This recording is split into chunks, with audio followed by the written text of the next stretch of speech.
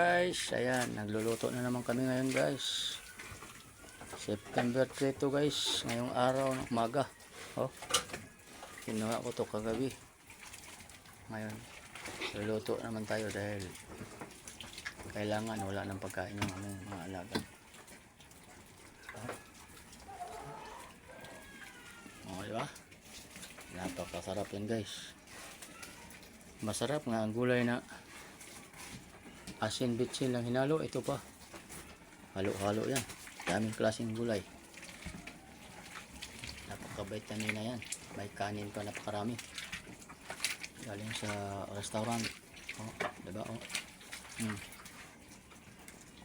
Yan. Yan ang ganap dito ngayon guys sa aming munting alagaan ni Mrs. Ito lang talaga ang ginagawa namin palagi.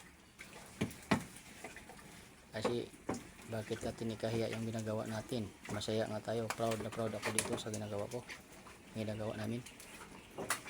Kaya guys, kung sino man nakarelate nito, huwag kalimutan mag-like, mag-share ating YouTube channel, Carlos Jaray Figueroa Vlog. Saka alam mo guys, kanina panahon na ito medyo minute, kaya nagpaligo sana ako kanina. Ngayon kulim niyan kanina umaga eh, kaya huwag na muna, luto-luto lang muna tayo ngayon.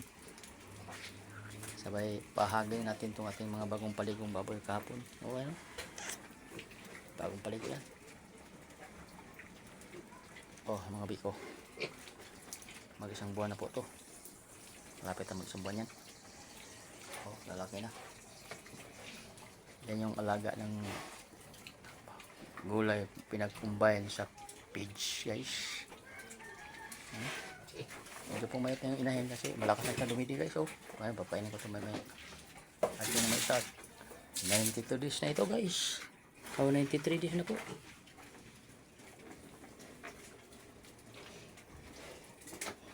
19 days na lang sila, mga anak na.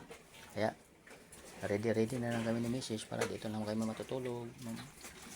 Kami napakahirap sa ng kalagayan dito dahil walang tulugan, duyan lang, pero kailangan talaga eh, di ba pwedeng pabayaan kasi masayang yung paghirap pagod natin kung di natin bantayan.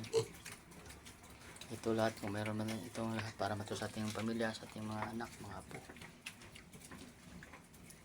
Oh, ha? Yan, nakubalinis sila guys, linis talaga na lahat.